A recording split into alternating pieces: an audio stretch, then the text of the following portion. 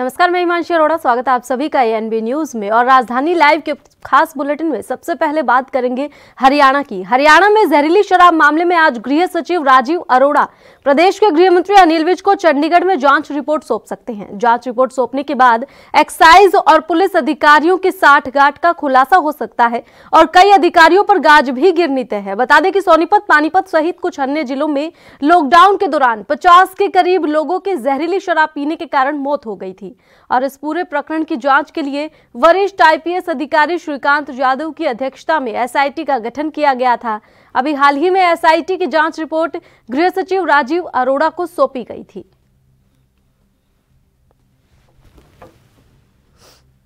तो जहरीली शराब के मामले में जिसमें करीब 50 लोगों की मौत हो गई थी जहरीली शराब पीने से, पानीपत में, सोनीपत में तमाम ऐसे मामले सामने आए थे जहां पर जहरीली शराब का कहर देखने को मिला था।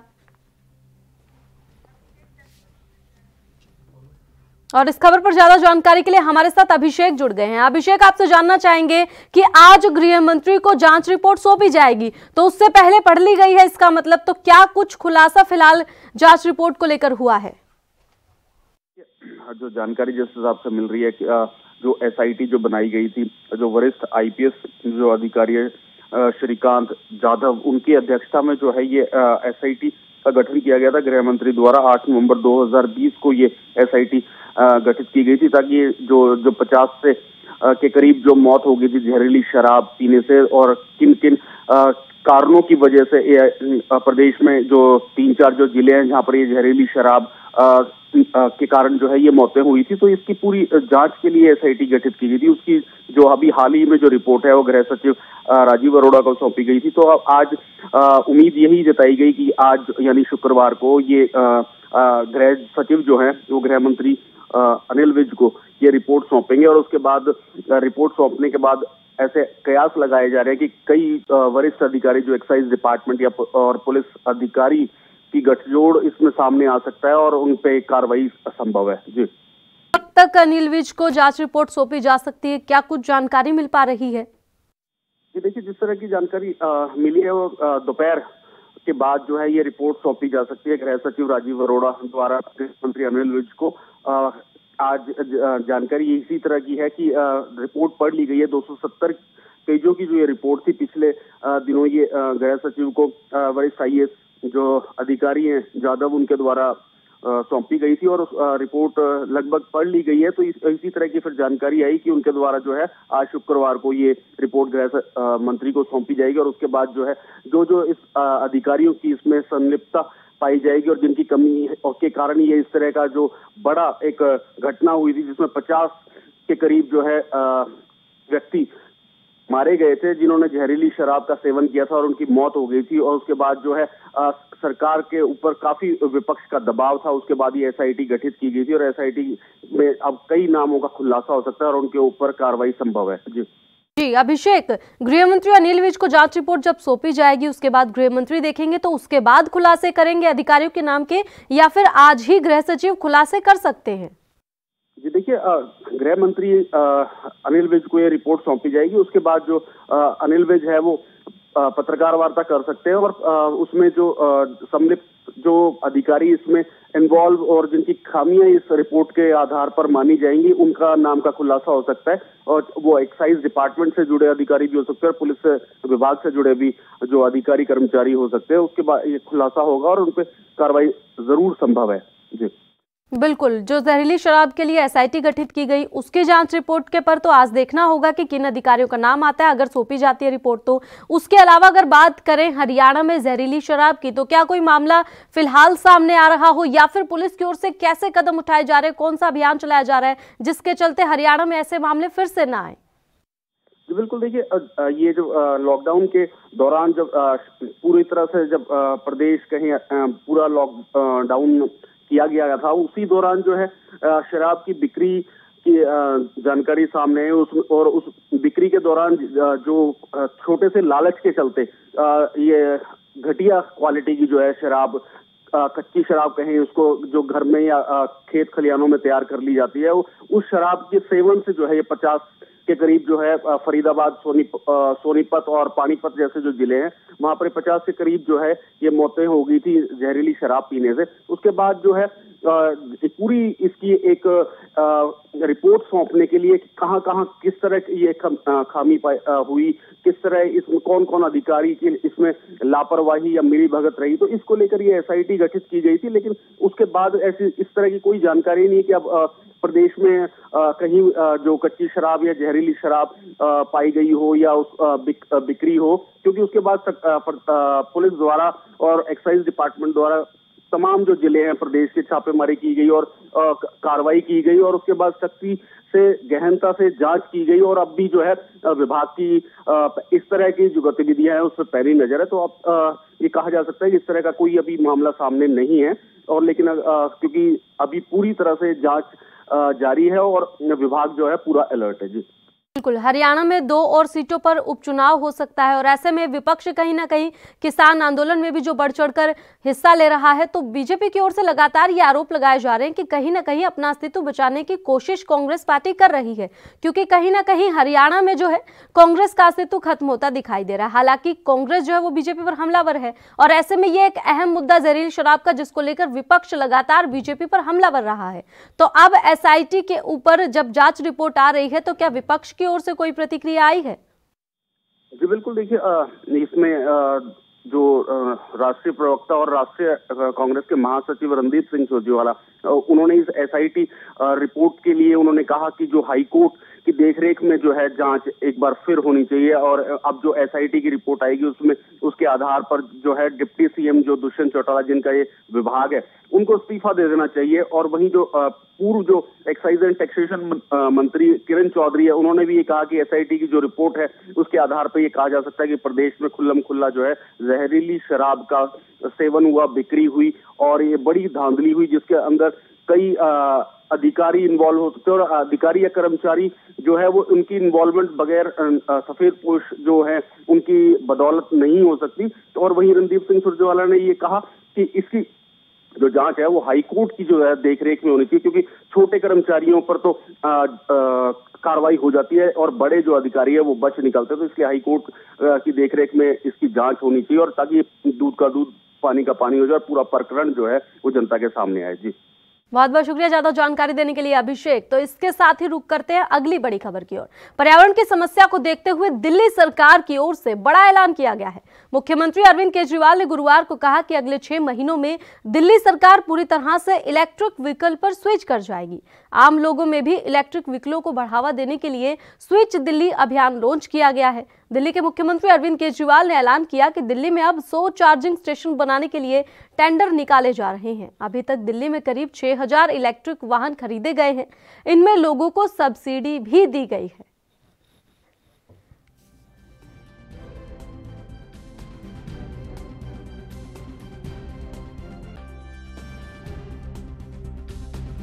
है हमारा विजन है कि 2024 तक दिल्ली में जितने भी व्हीकल्स खरीदे जाते हैं उसमें कम से कम 25% व्हीकल जो हैं वो ईवी इलेक्ट्रिक व्हीकल्स होने चाहिए।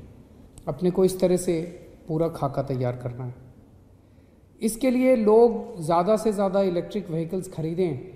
दिल्ली सरकार बहुत बड़े स्तर के ऊपर इसमें सब्सिडी का प्लान बनाया है। जैसे अगर आप 2 व्हीलर या 3 व्हीलर खरीदते हैं तो लगभग 30,000 रुपये तक की आपको सब्सिडी मिल सकती है।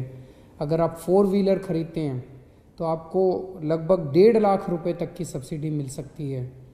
और ये सब्सिडी भी खरीदने के 3 दिन के अंदर सीधे आपके बैंक अकाउंट में आ जाती है। और जितने भी इलेक्ट्रिक व्हीकल्स खरीदे जाएंगे उस पर कोई रोड टैक्स नहीं लगेगा, कोई रजिस्ट्रेशन चार्जेस नहीं लगेंगे, वो भी फ्री होगा। तो अरविंद केजरीवाल की ओर से ये बड़ा ऐलान किया गया है। दिल्ली को यहां पर इलेक्ट्रिक व्हीकल पर स्विच करने की बात यहां पर अरविंद केजरीवाल ने कर दी है। आपको बता दें कि मुख्यमंत्री अरविंद केजरीवाल ने गुरुवार को ये बड़ा ऐलान किया कि अगले 6 महीनों के अंदर दिल्ली पूरी तरह से इलेक्ट्रिक व्हीकल पर स्विच कर जाएगी। आम लोगों में भी इलेक्ट्रिक व्हीकलों को बढ़ावा देने के लिए स्विच दिल्ली अभियान लॉन्च किया गया है। तो यानी कि सभी व्हीकल्स इलेक्ट्रिकल हो जाएंगे। दिल्ली के मुख्यमंत्री अरविंद केजरीवाल ने ये बड़ा ऐलान करते हुए, हालांकि आपको बता दें पहले OD1 दिल्ली में लागू किया गया, क्योंकि प्रदूषण की समस्या लगातार दिल्ली में बढ़ रही है, कम होने का नाम नहीं ले रही है। हर साल प्रदूषण एक अलग ही मुकाम पर पहुंच जाता है, जिसके चलते ये एक और कदम दिल्ली सरकार की ओर से उठाया गया है, जिसके चलते स्विच दिल्ली अभियान शुरू किया गया है। इसके तहत दिल्ली में 6 महीने के अंदर सभी व्हीकल इलेक्ट्रिक हो जाएंगे ताकि प्रदूषण पर नियंत्रण पाया जा सके। दिल्ली में 100 चार्जिंग स्टेशन बनाने के लिए टेंडर निकाले जा रहे हैं, ये अरविंद केजरीवाल ने जानकारी दी। और अभी तक दिल्ली में करीब 6000 इलेक्ट्रिक वाहन खरीदे गए हैं। इनमें लोगों को सब्सिडी भी दी गई है। तो सब्सिडी का जिक्र यहाँ पर किया कि अगर इलेक्ट्रिक वाहन कोई खरीदता है तो दिल्ली सरकार उसको सब्सिडी भी देगी। करीब 6000 इलेक्ट्रिक वाहन खरीदे गए हैं अभी तक दिल्ली में।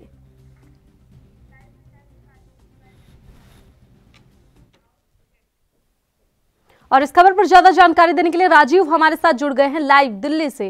राजीव, आपसे जानना चाहेंगे, केजरीवाल ने यहाँ बड़ा ऐलान किया है, पहले OD1 और अब उसके बाद इलेक्ट्रिक व्हीकल, यानी कि 6 महीने में पूरी दिल्ली इलेक्ट्रिकल व्हीकल पर चलेगी। इसको लेकर क्या कुछ और जानकारी है आपके पास?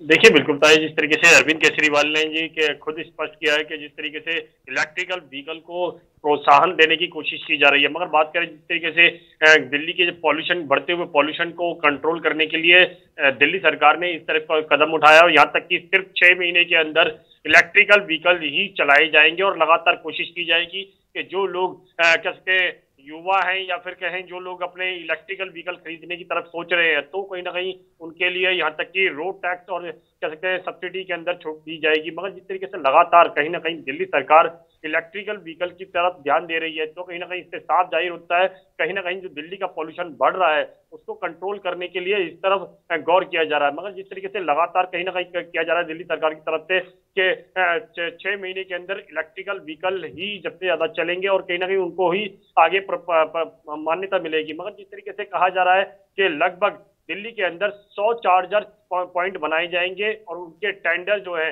उनको निकालने की कोशिश की जाएगी और लगातार जो टेंडर दिए जाएंगे वो कहीं ना कहीं उसके लिए कहीं ना कहीं दिल्ली की सरकार के लिए बड़ा फायदा होगा, क्योंकि जिस तरीके से लगातार दिल्ली के अंदर पॉल्यूशन का स्तर बढ़ा है उसको कंट्रोल करने के लिए, क्योंकि जिस तरीके से पेट्रोल से या फिर डीजल से गाड़ियां चलती है तो उससे पॉल्यूशन निकलता है और पॉल्यूशन का स्तर दिल्ली के अंदर बिल्कुल बढ़ता जा रहा है। मगर उसी को लेकर कहीं ना कहीं दिल्ली सरकार अब मुस्तैद नजर आ रही है और खुद अरविंद केजरीवाल जी ने खुद स्पष्ट कर दिया कि अभी हाल ही के दिनों के अंदर लगभग 6000 व्हीकल इलेक्ट्रिकल खरीदे गए हैं। तो कहीं ना कहीं उनको जो काउंटिंग बढ़ती जा रही है इलेक्ट्रिकल व्हीकल के लिए, उसके लिए ही अब 100 चार्जर पॉइंट बनाए जाएंगे और कहीं ना कहीं हर तरीके से कोशिश की जाएगी कि दिल्ली के अंदर इलेक्ट्रिकल व्हीकल चले ताकि पॉल्यूशन का स्तर घट सके। जी, जिन 6000 इलेक्ट्रिक वाहनों की बात की है उनमें क्या क्या शामिल है?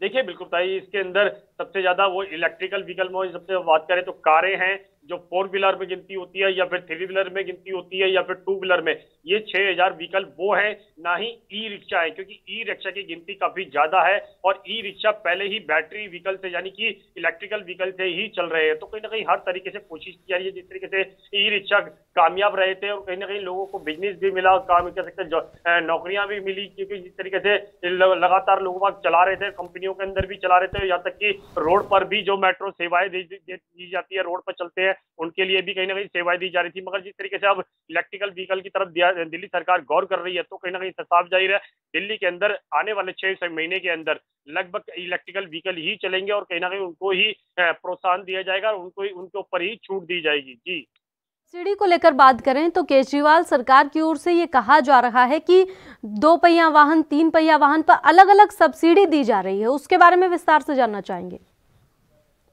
देखिए बिल्कुल ताई, जिस तरीके से बात करें 2 व्हीलर की, तो 2 व्हीलर के ऊपर सबसे ज्यादा सब्सिडी दी जाएगी और लगभग जिस तरीके से बात करें युवाओं की, दिल्ली सरकार ने खुद स्पष्ट कर दिया, यानी कि अरविंद केजरीवाल ने, अगर युवा जो पहला अपना व्हीकल खरीदने की कोशिश कर रहे हैं उस पर सब्सिडी नहीं होगी, यानी कि सरकार को कोई चार्जिंग नहीं देना होगा। मगर दूसरी तरफ बात करें जिनके पास पहले से ही व्हीकल है, इलेक्ट्रिकल व्हीकल है, और वो अपना दूसरा या तीसरा व्हीकल खरीदने की कोशिश करें, उस पर सब्सिडी ज्यादा दी जाएगी। मगर जिस तरीके से लगातार कहीं ना कहीं दिल्ली सरकार साफ जाहिर करती जा रही है, क्योंकि जिस तरीके से दिल्ली के अंदर पॉल्यूशन का स्तर बढ़ा है, उसको कंट्रोल करने के लिए भी पहले भी दिल्ली सरकार ने ऑड-इवन चलाए थे, और जिससे कंट्रोल करने की काफी स्थिति बनी थी, और यहाँ तक कि रेड लाइट ऑन, गाड़ियां ऑफ की प्रक्रिया भी चलाई गई थी, जिससे पॉल्यूशन का स्तर बिल्कुल घटा था। मगर अब कहीं ना कहीं जब इलेक्ट्रिकल व्हीकल होगा तो कहीं ना कहीं साफ जाहिर है कि पॉल्यूशन का स्तर बिल्कुल कह सकते हैं घटेगा, और कहीं ना कहीं दिल्ली के अंदर ताजी हवा मिलेगी। मगर जिस तरीके से पराली का जो मुद्दा था, पराली का मुद्दे को भी कहीं ना कहीं दिल्ली सरकार और राज्यों से बात करी और केंद्र सरकार से ही बात करी,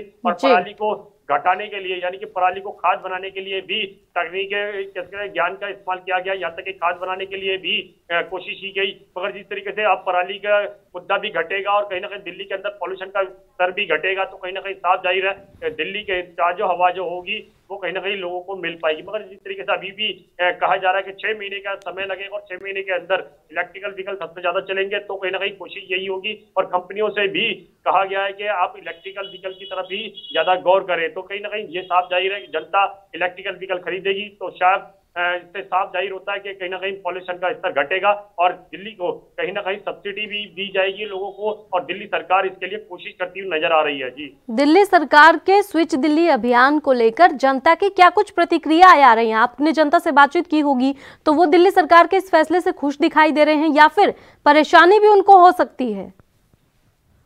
देखिए, बिल्कुल होता है। जिस तरीके से बात करें दिल्ली सरकार की जो योजना है स्विच, यानी कि जो गाड़ियों की इलेक्ट्रिकल व्हीकल की, वो कहीं ना कहीं अब जनता की बात करें तो जनता के लिए भी कहीं ना कहीं कुछ इस हद तक प्रोत्साहन जरूर है, और जनता कहीं ना कहीं कुछ नजर भी आई। मगर जिस तरीके से जिनके पास पहले से ही पेट्रोल के या डीजल की गाड़ियां हैं, वो कहीं ना कहीं अभी इसको नहीं बेचना चाहते। वो कहते हैं कि हम अगर बेचेंगे तो हमारे पास बजट नहीं है, क्योंकि जिस तरीके से लॉकडाउन चला था और कह सकते हैं स्थिति अभी महंगाई की वजह से बिगड़ी हुई है, तो कहीं ना कहीं दिक्कतें जरूर है। मगर जो लोग जिनके पास अभी व्हीकल नहीं है और वो अपना पहला व्हीकल खरीदना चाहते हैं, चाहे वो 4 व्हीलर हो या 3 व्हीलर हो या फिर 2 व्हीलर हो, वो कहीं ना कहीं इस तरफ जुगाम ज्यादा है, क्योंकि जिस तरीके से उनका भी कहना है कि हम इलेक्ट्रिकल व्हीकल खरीदेंगे तो पॉल्यूशन का स्तर भी कम होगा, और हमारे को सबसे कम चीप प्राइस में कम से कम पड़ेगा। मगर जिस तरीके से चार्जिंग पॉइंट की बात है, अगर किसी का घर कह सकते हैं गाड़ी घर के बाहर नहीं खड़ी हो सकती और वो रोड पे खड़ी करेगा, तो उसके लिए चार्जिंग करने के लिए काफी बड़ी दिक्कतें होंगी। मगर बाहर जो चार्जिंग पॉइंट बनाई जाएंगी, यानी सरकारी जो चार्जिंग पॉइंट बनाए जाएंगे, जिसके अंदर कहा जा रहा है दिल्ली सरकार के द्वारा कि 100 चार्जिंग पॉइंट बनाए जाएंगे दिल्ली के अंदर, और तो उसका टेंडर भी अब कंपनियों को दिया जाएगा, और कंपनियों से कहा भी जा रहा है कि इसके लिए आगे आए, वो टेंडर हासिल करने की कोशिश करें, और टेंडर जो जिनको दिया जाएगा, और कहीं ना कहीं पूरी तरीके से ये कोशिश की जाएगी जो 100 चार्जिंग पॉइंट बनेंगे और वो कामयाब रहते हैं तो शायद और ज्यादा चार्जिंग पॉइंट बनाने की कोशिश करेगी दिल्ली सरकार की। बिल्कुल राजीव, नए व्हीकल खरीदने की बात आप यहाँ पर कर रहे हैं कि नया व्हीकल जो खरीदे, चलो वो इलेक्ट्रिकल व्हीकल खरीद ले, लेकिन बात करें अगर पुराने की, क्योंकि जो पॉल्यूशन है वो ऑलरेडी इतने व्हीकल्स हैं दिल्ली में जिनकी वजह से पॉल्यूशन इस हद तक बढ़ रहा है, तो उनके लिए कहीं ना कहीं ये मुश्किल है बेचना, उसके बाद नया व्हीकल खरीदना, क्योंकि सरकार ने नए के लिए तो सब्सिडी दे दी है, रोड टैक्स से भी फ्री कर दिया है, लेकिन पुराने व्हीकल जो कि बहुत कम दामों पर बिकते हैं, हालांकि पहले ऑड-इवन से काफी परेशानी हुई जनता को, तो अब कहीं ना कहीं ये बड़ी परेशानी बन सकती है। देखिए, बिल्कुल सही कहा आपने। जो हमने जनता से जानने की कोशिश करी, जिनके पास पहले ही पेट्रोल व्हीकल है, यानी कि अगर किसी के पास एक कह सकते हैं ये क्या है कि हम बाइक है और बाइक की वो सेकंड हैंड है, तो सेकंड हैंड की कीमत आप सोचिए कितनी होगी, वो लगभग 5,000 10,000 से ज्यादा नहीं बिक पाएगी, और इतने में कोई इलेक्ट्रिकल व्हीकल आएगा नहीं। तो कहीं ना कहीं जनता को पैसे मिलाने पड़ेंगे, और कहीं ना कहीं वो पैसे कहीं ना कहीं फाइनेंस कराएगा कंपनियों से, और कंपनियों का प्रॉफिट होगा। मगर सीधे सीधे कहें तो जनता कहीं ना कहीं इससे थोड़ी बहुत नाराज जरूर है। मगर जिनके पास व्हीकल नहीं है, सिर्फ उनके लिए फायदा है, या फिर जो व्हीकल खरीदना चाह रहे हैं अभी इस स्थिति के अंदर, वो ही इलेक्ट्रिकल व्हीकल खरीदे। मगर कहीं ना कहीं जिनके पास ऑर्डिनरी पहले से व्हीकल है, चाहे वो 2 व्हीकल है या 3 व्हीकल है उनके पास, तो कहीं ना कहीं उन लोगों को बड़ी मुश्किल है, क्योंकि वो बेचना नहीं चाहते हैं और उनको अभी पैसे नहीं है, यानी कि जुगाड़ नहीं है, ना ही उनके पास अभी जॉब चल रही है, क्योंकि बिजनेस भी इतना अच्छा लेवल पे नहीं चल पा रहा। और दिल्ली के अंदर और या पूरे देश के अंदर महंगाई की मार वैसे भी चल रही है, क्योंकि इस तरीके से पेट्रोल पे प्राइस बढ़ रही है। और तो कहीं ना कहीं रसोई पे भी जो एलपीजी गैस है उस पर भी कीमत बढ़ा दी गई है। तो कहीं ना कहीं जो खाने की व्यवस्था है वो बिगड़ी पड़ी है। और तो कहीं ना कहीं नए व्हीकल की तरफ अभी लोग नहीं सोच रहे हैं। मगर हाँ, देखना होगा दिल्ली सरकार जिस तरीके से छूट देने की बात की जा रही है, सब्सिडी देने की बात कर रही है, शायद उससे कहीं ना कहीं फर्क पड़े। मगर देखना होगा क्या पुराने व्हीकल पर भी कुछ सब्सिडी दी जाएगी, क्योंकि पुराने व्हीकल कम से कम दामों में बिकते हैं और उनको नए व्हीकल खरीदने के लिए बहुत ज्यादा पैसे लगाने पड़ेंगे। मगर कहीं ना कहीं उसके अंदर सरकार उनके लिए भी गौर करे तो कहीं ना कहीं बड़ा कदम हो सकता है। जी, चार्जिंग स्टेशन टेंडर की रूपरेखा के बारे में आपसे विस्तार से जानना चाहेंगे। देखिए बिल्कुल बताइए, यहाँ पर दिल्ली के अंदर जो जितने भी अभी चार्जिंग पॉइंट बने हुए वो लगभग कुछ गिनी चुनी जगहों पर ही है, और ना ही वो इतनी बड़ी तादाद के अंदर है। क्योंकि कनॉट प्लेस की बात करें तो गिने चुने चार्जिंग पॉइंट बने हुए हैं, सीपी के अंदर है तो कहीं ना कहीं गिने चुने ही है। बात करें लाजपत नगर की तो कहीं वहां पर भी गिने चुने ही पेट्रोल इलेक्ट्रिकल चार्जिंग पॉइंट बनाए हुए हैं। मगर जिस तरीके से लगातार दिल्ली सरकार कोशिश करती नजर आ रही है, 100 चार्जिंग पॉइंट बनाए जाएंगे, उनके टेंडर दिए जाएंगे। टेंडर किस हिसाब से होंगे वो सरकार तय करेगी, कितने का एक चार्जिंग पॉइंट बनेगा, किस तरीके से उसमें चार्जिंग के अंदर एक गाड़ी के जो 100 चार्जिंग स्टेशन बनने वाले हैं, क्या उसको लेकर जानकारी मिल रही है कि कहाँ वो बनेंगे? देखिए अभी उसके लिए रूपरेखा तैयार की जा रही है दिल्ली सरकार की तरफ से, और दिल्ली सरकार कोशिश भी करती नजर आ रही है। जहां पर इस सबसे ज्यादा लोगों को दिक्कतें होंगी या फिर कहें या ऐसी जगहें होंगी वहां पर ही इसके चार्जिंग पॉइंट बनाए जाएंगे। मगर खुले एरिया में जरूर होना चाहिए, क्योंकि चार्जिंग पॉइंट एक हैवी चार्जिंग होता है, यानी कि कह सकते हैं कि इतनी पावर सप्लाई होती है उसके अंदर कि वहां पर आसपास कुछ ऐसे एरिया नहीं होने चाहिए या फिर रिहायशी एरिया नहीं होने चाहिए जिससे कहीं ना कहीं दिक्कतें आए। मगर जिस तरीके से आप लगातार दिल्ली सरकार कोशिश कर रही है, दिल्ली सरकार की जो पहल है वो कामयाब जरूर होगी, मगर कहीं ना कहीं 6 महीने के अंदर नहीं, ये लगभग साल 1.5 साल के अंदर कामयाब होगी। क्योंकि जिस तरीके से लोगों के पास पहले ही पेट्रोल और डीजल के व्हीकल है, वो उनको जब तक बेचेंगे नहीं और कहीं ना कहीं पॉल्यूशन का असर घटेगा जब ही घटेगा जब उनको वो बेच देंगे और उसके बाद में इलेक्ट्रिकल व्हीकल लेंगे। मगर उसके लिए अभी 6 महीने के नहीं बल्कि 1.5 साल का समय लगेगा। और लगभग कह सकते हैं दिल्ली सरकार जरूर कोशिश कर रही है, सब्सिडी देने की कोशिश भी कर रही है। मगर जिस तरीके से लोगों के पास व्हीकल है, अभी सबसे ज्यादा पेट्रोल के व्हीकल ज्यादा है और कहीं ना कहीं डीजल के भी हैं, क्योंकि डीजल जो है वो ट्रांसपोर्टेशन में चलता है और कहीं ना कहीं जो पेट्रोल है वो प्राइवेट गाड़ियों के अंदर ज्यादा यूज होता है। मगर देखना होगा जनता किस तरीके से इसको मैनेज करती है और जनता के पास किस तरीके से काम धंधा वैसे भी नहीं है। और तो कहीं ना कहीं लोगों को समझना होगा कि अगर पॉल्यूशन से बचना है तो कहीं ना कहीं इलेक्ट्रिकल व्हीकल लेना होगा। मगर इलेक्ट्रिकल व्हीकल के लिए इनकम सोर्स होना जरूरी है, मगर इनकम सोर्स सरकार की तरफ से उस तरफ ध्यान नहीं दिया जा रहा है। जी चलिए, बहुत बहुत शुक्रिया ज्यादा जानकारी देने के लिए राजीव। इसी के साथ रुक करते हैं अगली बड़ी खबर की ओर। कई दिनों की जांच के बाद नारकोटिक्स कंट्रोल ब्यूरो को बड़ी सफलता मिली है। नारकोटिक्स ब्यूरो ने एक ड्रग माफिया और ड्रग फैक्ट्री का पता लगाया। ड्रग माफिया अपनी असली पहचान छुपाने के लिए कई नामों का सहारा लेता है। एनसीबी ने अपनी जांच में पाया कि आरोपी रूप बदलने में मास्टर है। ड्रग माफिया अपनी पहचान एक महिला के रूप में बताता है और ड्रग की सप्लाई करता है। आरोप है कि इस मास्टरमाइंड ने उस फैक्ट्री में 100 किलो के आसपास की एमडी ड्रग्स एक बड़े ऑर्डर के रूप में बनवाया है, जिसकी कीमत 100 करोड़ रुपए बताई जा रही है। डोंगरी के सबसे बड़े ड्रग्स पेडलर आरिफ भुजवाला की गिरफ्तारी के बाद एनसीबी ने उसके मोबाइल की जांच शुरू की और इस जांच के दौरान उन्हें आरिफ भुजवाला का बिलाल आसिफ और हाशिम नाम के लोगों के साथ कई चैट्स मिले। सूत्रों की माने तो ये ड्रग उसने अपने ड्रग पेडलर और उन लोगों को भी सप्लाई किए जो दुबई में बैठे हैं और उनका कनेक्शन अंडरवर्ल्ड के लोगों के साथ है। एनसीबी को यह पता नहीं चल पा रहा था कि आखिर ये कौन से लोग हैं। इनका डाटा किसी ऐसे व्यक्ति के साथ भी नहीं मिल रहा था जो कभी भी ड्रग्स के मामले में गिरफ्तार हुए हों। एनसीबी के एक अधिकारी ने बताया कि इसके बाद उन्होंने पाया कि एक व्यक्ति जाली पहचान का इस्तेमाल कर रहा है और इसके बारे में भुजवाला को भी जानकारी नहीं है। भुजवाला को यह तक नहीं पता कि उस व्यक्ति का असली नाम क्या है, क्योंकि वो व्यक्ति हर समय अलग नाम और नंबर का इस्तेमाल कर बातचीत करता था। इस मामले की बारीकी से जांच करने के बाद एनसीबी को उस शख्स का असली नाम पता चला। एनसीबी के एक अधिकारी ने बताया उसका नाम मोहम्मद हुसैन बिलाल उर्फ टाइलवाला है। टाइलवाला को मुंबई पुलिस की एंटी नारकोटिक्स सेल ने 2011 में विदेशों में ड्रग्स सप्लाई करने के मामले में गिरफ्तार किया था।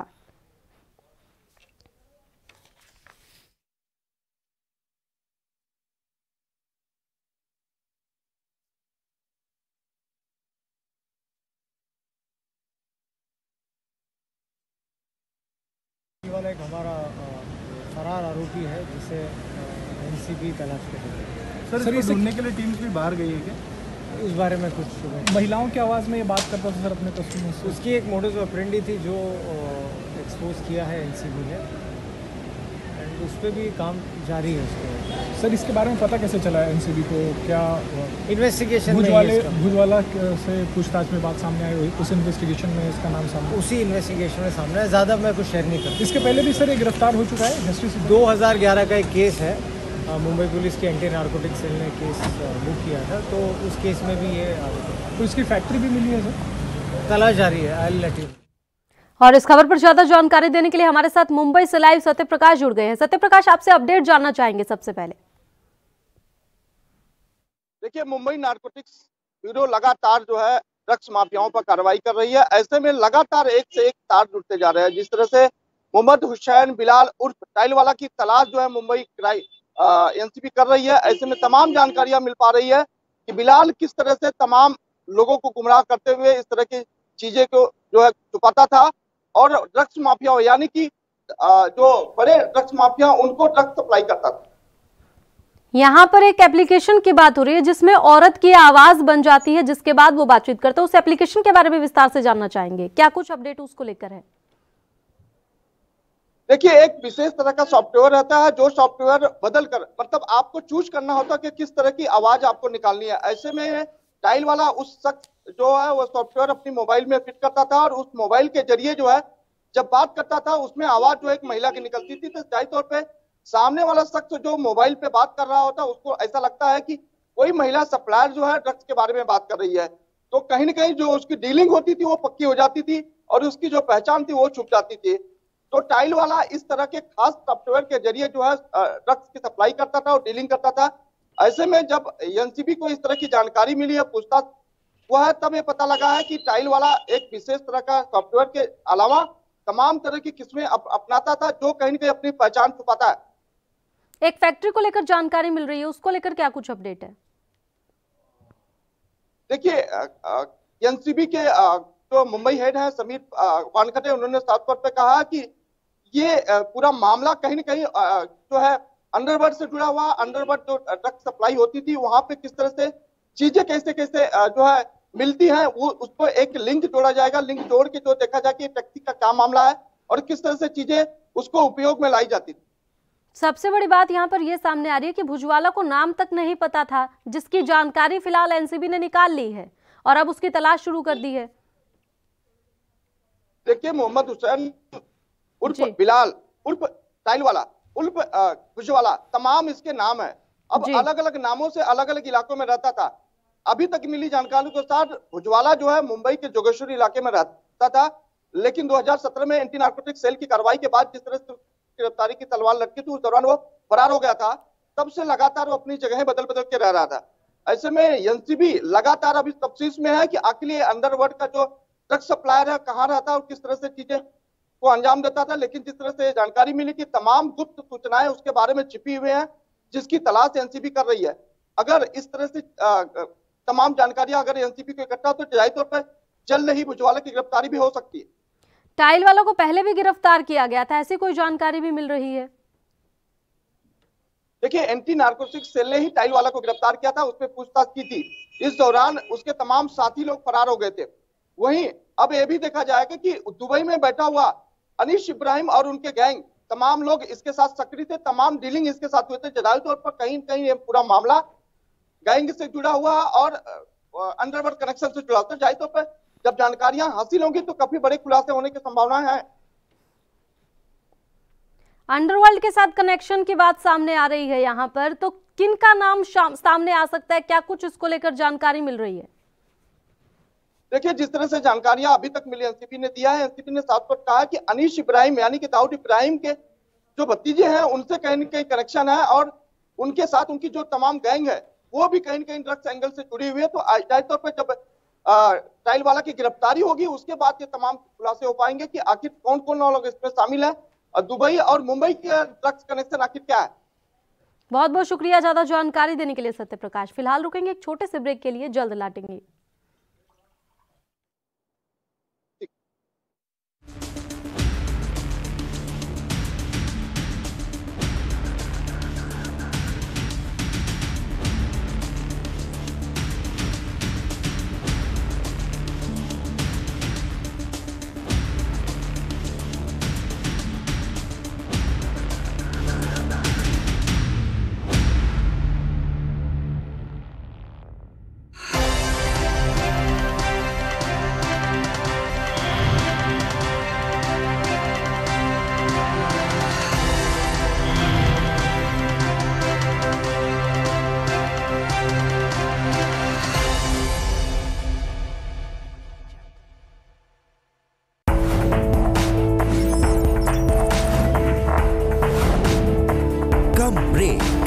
और ज्यादा खबरों के साथ देखिए ANB news in channel number पर।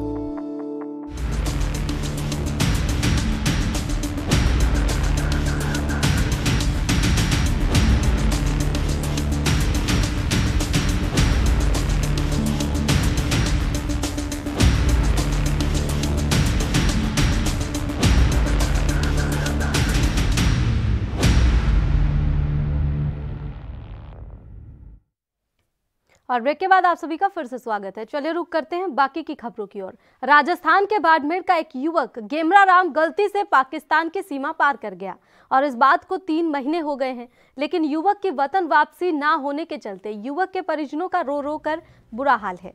पाकिस्तान से वापसी के लिए युवक के परिजनों ने प्रधानमंत्री नरेंद्र मोदी से ANB न्यूज के माध्यम से गुहार लगाई है। बता दें कि राजस्थान के बाड़मेर जिले की पाकिस्तान से सीमा लगती है। कुम्हारों का टिब्बा निवासी गेमरा राम 4 नवंबर को भूल से भारत की सीमा पार कर पाकिस्तान की सीमा में चला गया था और इस पूरे मामले में हुए प्रयासों के बाद भी अभी तक वतन वापसी का समय निर्धारित नहीं हुआ है। जानकारी के अनुसार युवक 3 महीने से पाकिस्तान के सिंध प्रांत के अमरकोट जिले की जेल में बंद है। फिलहाल गेमरा राम की वतन वापसी का मामला भारत पाकिस्तान दूतावास गया है। हालांकि अभी तक युवक की वतन वापसी को लेकर कोई भी जनप्रतिनिधि और अधिकारी सही रूप से नहीं बोल रहा है।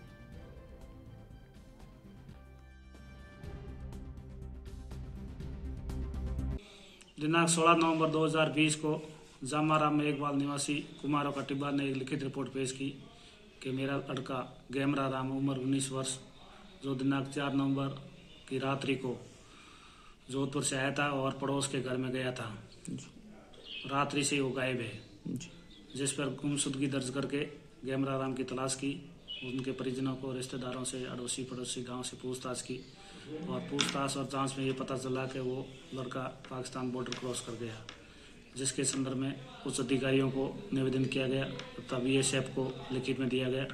BSF इस मामले में पाक रेंजर से फ्लैग मीटिंग की, जिसमें पाक रेंजर्स ने बताया कि गेमरा राम इधर पाकिस्तान बॉर्डर क्रॉस करके चला आया जो सिंध पुलिस के कब्जे में है, जिसके वतन वापसी के लिए उच्च अधिकारियों के मार्फत विदेश मंत्रालय गृह मंत्रालय से संपर्क स्थापित किया जा रहा है और जल्दी उसकी प्रयास जारी है। जी सर, कोई या डेट फिक्स हुई है या कितने तारीख को वतन वापसी होगी या कोई हुए?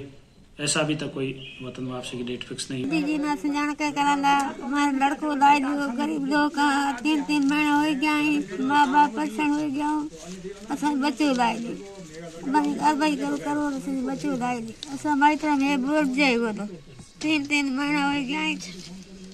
जी से निवेदन है कि हमारा लड़को कैसे भी चला गया पाकिस्तान, आपसे निवेदन है कि हमारा लड़का वापस घर पे ले आओ। आप जो भी कानून कार्रवाई जो करनी है वो भले करो, बाकी वापस जरूर मोदी जी से निवेदन है कि हमारा। और इस खबर पर ज्यादा जानकारी देने के लिए हमारे साथ लाइव भवानी सिंह जुड़ गए हैं। भवानी सिंह, आपसे जानना चाहेंगे, सबसे पहले पूरा मामला विस्तार से बताइए, आखिर कैसे युवक पाकिस्तान की सीमा पार कर गया? बिल्कुल, मैं आपको बताना चाहूँगा, युवक का जोधपुर में अपने काम करता था और ये वापस बाड़मेर गया था अपने गांव और वहाँ पे ये लड़का किसी लड़की के साथ में प्यार करता था और ये मिलने के लिए गया होगा लड़की के घर पे।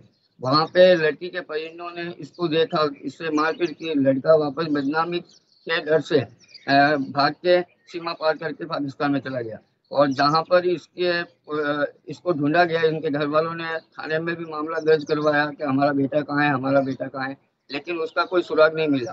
फिर जो अपने पाकिस्तान के रेंजरों ने जानकारी दी कि आपका ही कोई बाड़मेर जिले से कोई लड़का पाकिस्तान अपने बॉर्डर क्रॉस करके पाकिस्तान में आ गया है, वो अभी अमरकोट में कैद है। तो वो जानकारी वापस जो BSF के रेंजर है उन्होंने थाने अधिकारी को दी। थाना अधिकारी ने फिर अपने जो भी एजेंसी है उनको दी, अपनी सुरक्षा एजेंसी है उनको दी और फिर उसके बाद में उनका प्रयास किया जा रहा है। लेकिन अभी कोई खास निकल के नहीं आया कि बच्चा कब आएगा वतन वापसी, लेकिन घर में इस बच्चे के पाकिस्तान जाने के कारण घर में बुरा हाल है। कोई इसके बच्चे की माँ तो बिल्कुल बीमार पड़ी हुई है, वो तो कह रही है कि मोदी जी हमारे बच्चे को लाके दो, हमारे बच्चे को लाके दो। उसका बुरा हाल है, घर में एकदम मतलब सन्नाटा सा फैल गया है। उनके परिवार वाले भी BJP सरकार और मोदी से भी से आस लगाए बैठे हैं कि हमारे बच्चे को वतन वापसी करवाई जाए। जी 3 महीने हो गए हैं पाकिस्तान उस युवक को पहुंचे, तो उसके बाद शिकायत कर दी गई है, तो अब तक कार्रवाई क्यों नहीं हो रही है? क्या कुछ कह रहे हैं जनप्रतिनिधि और अधिकारी वहां के? देखिए, ये पूरा मामला क्या है कि अब बच्चा जो है वो बॉर्डर क्रॉस करके पार चला गया। अब वो बच्चा आएगा, जो वो कैमरा राम है वो वापस वतन वापसी भारत में होगी, तब जानकारी मिलेगी कि ये आखिर बॉर्डर क्रॉस करके कैसे गया। 21 फोकस अपनी सुरक्षा एजेंसी BSF ने लगा रखी है, लेकिन वो कैसे पाकिस्तान क्रॉस करके चला गया, वो क्या कैमरा राम जब भारत आएगा तब उसकी पूरा खुलासा होगा। लेकिन उस पर प्रयास किए जा रहे हैं। लेकिन ये नेता और की बात करें और प्रशासन की बात करें तो कोई खुल के परिवार का सहयोग नहीं कर रहा है। और परिवार ने ये भी कहा है कि ये बात ANB न्यूज के माध्यम से प्रधानमंत्री तक पहुंचाएं और बिल्कुल मेरे बच्चे को वतन वापसी की जाए। और वहां पर कोई भी नेता है, यहाँ का जो राजस्थान अपने बाड़मेर है, वहाँ का कोई भी BJP नेता उनके परिवार के घर नहीं जा रहा है, ना उनके परिवार की कोई ले रहा है, ना जानकारी ले रहा है। लेकिन कहीं ना कहीं आंच लगा के मीडिया पर आंच लगा के बैठा है परिवार के।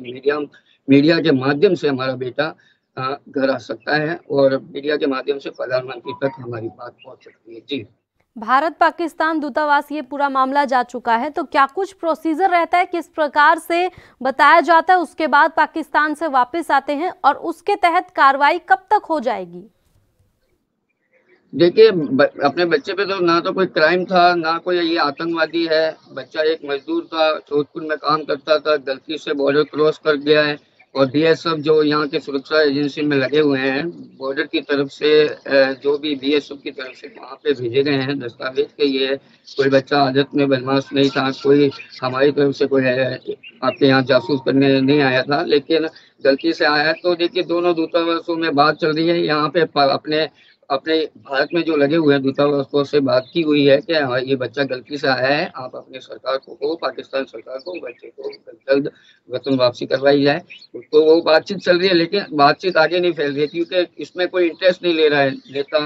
अगर नेता, जब BJP का नेता इसमें इंटरेस्ट लेगा तब ये बच्चा कहीं ना कहीं वापस वतन वापसी आ जाएगा।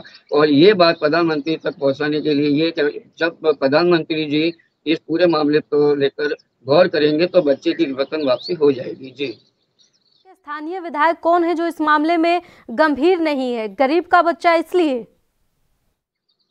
देखिए, स्थानीय विधायक तो है, देखिए, लेकिन वो उनको इतना, क्योंकि बॉर्डर काफी दूर पड़ता है, लेकिन वो वहां तक जाने के लिए किसी की हिम्मत नहीं है। हमारी टीम गई थी ANB की, वो भी 732 किलोमीटर का सफर करके बॉर्डर पर जाकर हमने बिल्कुल उस परिवार से मिले हैं। उस परिवार का बुरा हाल है। वहाँ पे ना पानी की व्यवस्था है, ना कुछ, मतलब चुनावों के समय नेता चले जाते हैं, लेकिन जब मुसीबत आती है तो कोई भी नेता उनके घर की तरफ, अपने घर की चौखट तक नहीं जाता है। और उनके परिवार का, उसकी माँ का बुरा हाल है। उसने तो खाना पीना छोड़ दिया है, कम से कम 3 महीने हो गए। वो सिर्फ पानी पीती है और बच्चे की आंच पर बैठी हुई है कि मेरे बच्चे को मोदी जी घर लाके दो।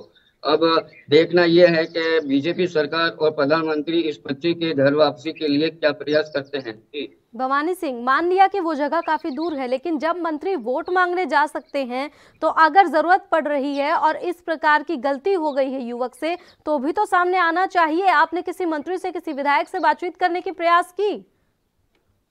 बिल्कुल, मैंने बात की, लेकिन वो तो कह रहे हैं कि हमें टाइम नहीं है, हम चुनाव में अपने पड़े हुए हैं, बाद में देखते हैं और अभी हमारे पास में समय नहीं है। हमने काफी प्रयास भी किए मंत्री से मिलने के लिए, लेकिन वो कह रहे हैं कि अभी हम अपने चुनाव का काम चल रहा है। हमारे ये बाड़ाबंदी हुई है, अपने नगर निकाय के चुनाव हुए हैं, उसको लेकर हम बिजी हैं, बाद में बात करेंगे। लेकिन इस पूरे मामले में कहीं ना कहीं कांग्रेस के जो भी नेता है वो बिल्कुल सपोर्ट कर रहे हैं। कांग्रेस के नेता ने कहा है कि नहीं होगा तो हम प्रयास करेंगे, हम मोदी जी तक बात पहुंचाएंगे और बिल्कुल इसके लिए राज्य सरकार भी प्रयास करेगी। और बिल्कुल आपको पता ही है, राजस्थान में कांग्रेस की सरकार है और बिल्कुल वो भी प्रयास कर रहे हैं। उनके प्रयासों से ही इतनी बात आगे पहुंची है। लेकिन BJP जो सत्ताधारी थी, जो आपने ये केंद्र सत्ताधारी BJP पार्टी है, लेकिन उसका एक भी सांसद विधायक उस परिवार के घर नहीं जा रहा है। जी बहुत बहुत शुक्रिया ज्यादा जानकारी देने के लिए। तो फिलहाल मंत्री जो हैं वो चुनाव में व्यस्त है, जिसके चलते गरीब युवक के ऊपर किसी का ध्यान नहीं है। हालांकि सत्ता कांग्रेस की है और कांग्रेस की ओर से बात उठाई जा रही है, लेकिन केंद्र में बीजेपी है और इसमें केंद्र का हस्तक्षेप जरूरी है, लेकिन बीजेपी की ओर से कोई कदम नहीं उठाया जा रहा। ये तमाम आरोप पीड़ित परिवार की ओर से लगाए जा रहे हैं। फिलहाल रुक करते हैं अगली बड़ी खबर की ओर। दिल्ली में चल रहे किसान आंदोलन में हरियाणा पंजाब के किसानों को सद्बुद्धि देने के लिए कृषि मंत्री कमल पटेल भोपाल से हरदा उपवास करने के लिए निकले। इस दौरान बीजेपी कार्यकर्ताओं और स्थानीय ग्रामीणों ने उनका स्वागत किया और किसानों ने गेहूं के साथ चना, सरसों और मसूर खरीदी के निर्णय के लिए मुख्यमंत्री शिवराज सिंह चौहान और कृषि मंत्री को धन्यवाद किया। इस पर कांग्रेस ने पलटवार करते हुए कहा, किसान शिक्षित है, वो अपना भला और बुरा जानते हैं और कृषि मंत्री को उनकी चिंता ना करने की नसीहत दी।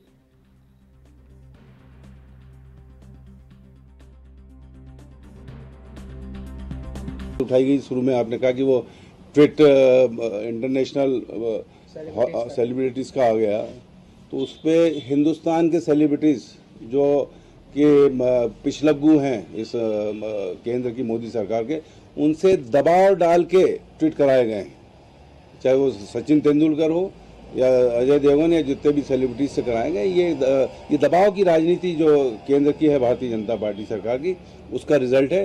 बाकी सब चाहते हैं कि किसानों के 3 काले कानून जो हैं लादे गए हैं वो वापस लिए जाए। पूरी संसद बोल रही है, जिस संसद में ये कह रहे हैं कि पास हुए, जब वो संसद कह रही है वापस। जैविक खेती के मामले में मध्य प्रदेश नंबर 1 है, लेकिन अभी मात्र 3 लाख हेक्टेयर में ही हो रही है। मैंने कृषि मंत्री बनते से ही, चूंकि मैं किसान का बेटा हूँ और मैं व्यवहारिक हूँ, प्रैक्टिकल आदमी हूँ, जहाँ जहाँ किसान को आवश्यकता होती है वो परिवर्तन करता हूँ। आज जब मैं सरकार में हूँ, मंत्री हूँ, तो परिवर्तन कर सकता हूँ, हमने करा है। हमारे कृषि विज्ञान केंद्र और विश्वविद्यालय, कृषि विश्वविद्यालय 2 और बाकी कृषि विज्ञान केंद्र हर जिले में, ये अभी तक औपचारिक काम करते थे। हमने कहा व्यवहारिक बनिए और प्रैक्टिकल। जिस प्रकार हॉस्पिटल में ओपीडी होती है, मरीज जाता है, सबसे पहले एक डॉक्टर देखता है कि हाँ नाक कान गले वाला इसके पास जाइए, उसके पास जाइए दवाई। इसी प्रकार अब कृषि ओपीडी होगी कृषि विज्ञान केंद्र में, विश्वविद्यालय में। और इस खबर पर ज्यादा जानकारी देने के लिए शैलेंद्र हमारे साथ जुड़ गए हैं। शैलेंद्र, सबसे पहले अपडेट आपसे चाहेंगे।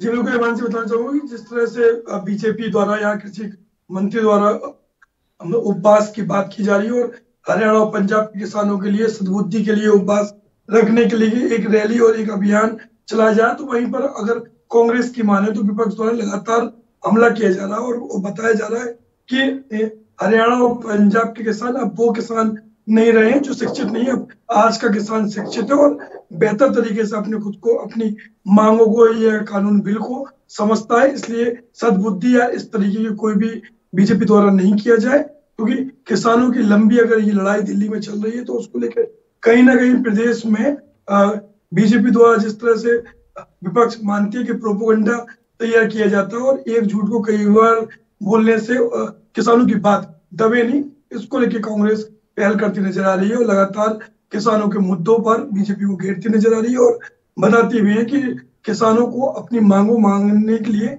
स्थानीय, जिस तरह से बीजेपी का मानना है कि हरियाणा और पंजाब के किसान में परंपरागत तरीके से आड़तिया कानून चलता है, जो कि आड़तिया कानून में बिचौलियों को हजारों करोड़ का प्रॉफिट होता है, जो पैसा किसानों तक नहीं पहुंच पाता है। ऐसे में उन किसानों के लिए कहीं ना कहीं ये सिरदर्द और सीधे तौर पे इसका लाभ नहीं मिल पाता है। इस बात को बीजेपी रखती आ रही है और साफ तौर पे बीजेपी की इस मांग को कांग्रेस प्रोपोगंडा बताती नजर आ रही है। मंच ठीक है, पंजाब और हरियाणा के किसानों को सद्बुद्धि देने की बात तो यहाँ पर कृषि मंत्री ने की है। बात करें एमपी के किसानों की, तो उनका इन कृषि कानूनों को लेकर क्या कुछ कहना है?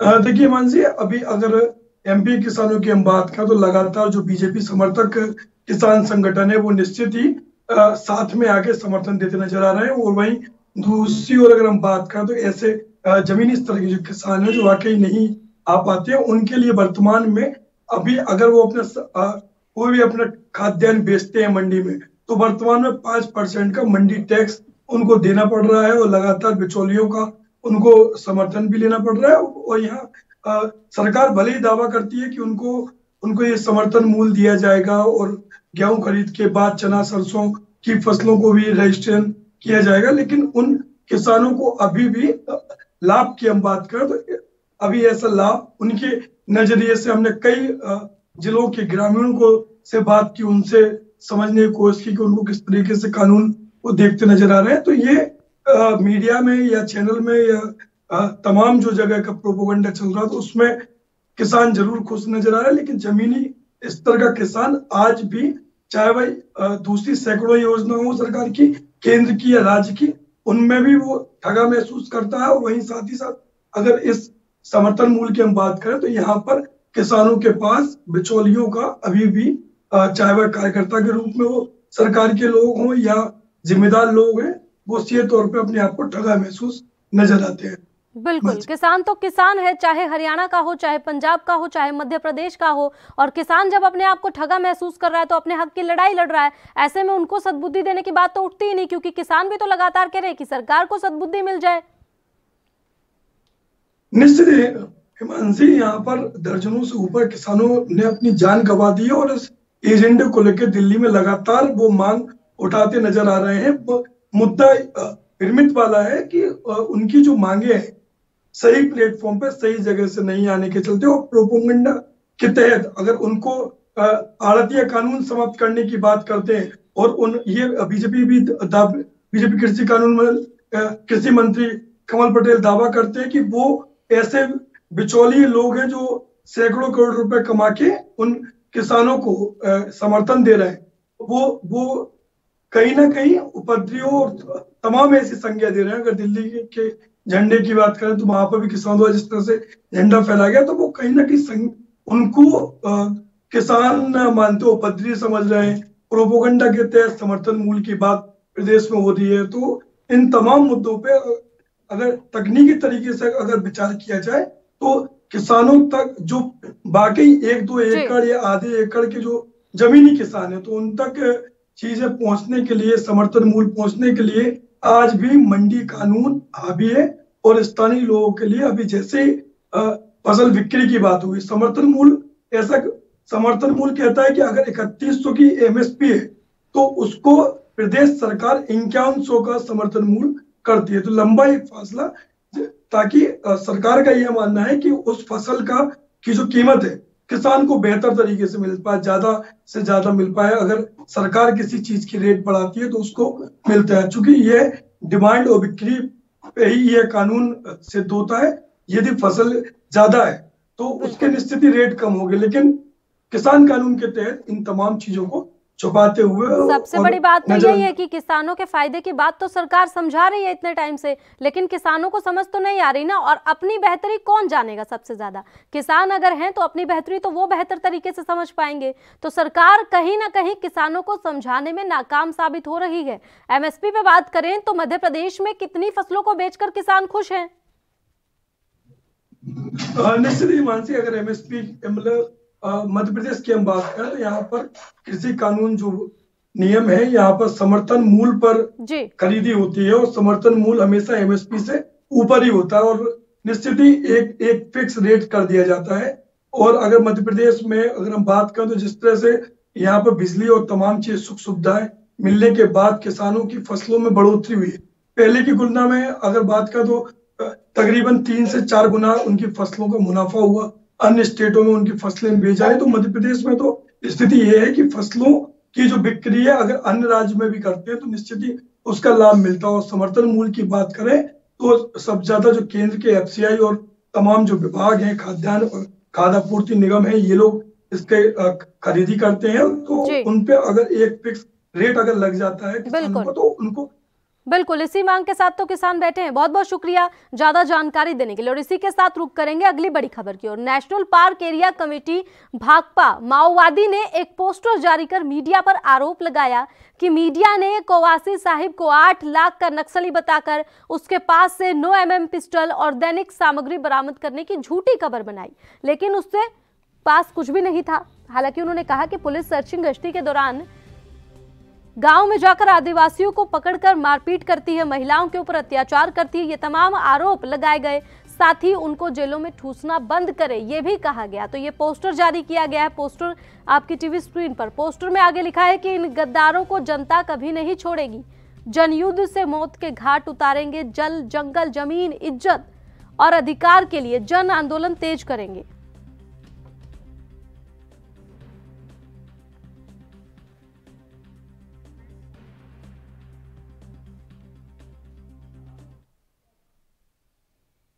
और इस खबर पर ज्यादा जानकारी देने के लिए एसडी राज हमारे साथ जुड़ गए हैं। एसडी राज, आपसे जानना चाहेंगे, अब पुलिस के ऊपर आरोप लगाए जा रहे हैं, मीडिया के ऊपर आरोप लगाए जा रहे हैं, सबसे पहले पूरा मामला।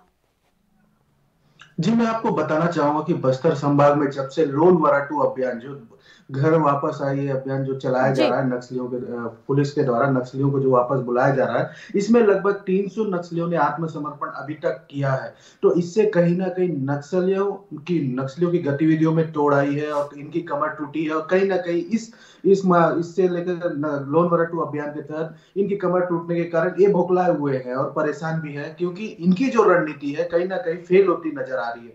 तो इस फेल होती नजर आने में, भोखलाने के कारण इन्होंने अपने तरफ से जो भी हो सकता है झूठी बयान देकर, झूठे बयान देकर, जिस तरह से अभी देखा जा रहा है कि जो बयान जारी किया है, जो पर्चे जारी किए हैं, इसमें ये कहा गया है कि जो नक्सली को इन लोग ले जाके मारा गया, 9 mm का बंदूक रखा गया, वो नक्सली नहीं था, वो ग्रामीण था। तो मैं आपको बताना चाहूंगा कि जब तक पुष्टि नहीं की जाती है शासन द्वारा और पुलिस विभाग द्वारा, उसके पहले किसी को भी ऐसा नहीं लाया जाता और नक्सली बोल के समर्पण नहीं किया जाता। तो मैं आपको ये बताना चाहूंगा कि ये जो बयान है, ये बोखलाहट के कारण कहीं ना कहीं नक्सली कहीं ना कहीं कमर टूटने के कारण इस तरह से बयानबाजी कर रही है और पुलिस के ऊपर, मीडिया के ऊपर उंगली उठा रही है। जी, मैं आपको बताना चाहूंगा कि ऐसा कभी भी नहीं होता कि कोई आम ग्रामीण को लेके आकर नक्सली बोल के आत्मसमर्पण कराया जा सकता है।